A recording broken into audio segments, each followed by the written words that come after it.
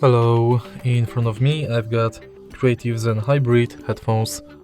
In this video I'll show you how to enable pairing mode for the headphones. If it's the first time you're pairing the headphones, simply turn them on.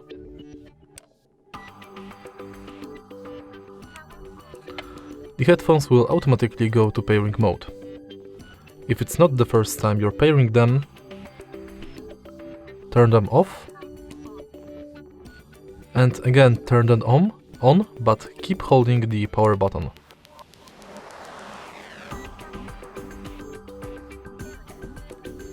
And that's basically it. If you find this video helpful, please leave like, comment and subscribe.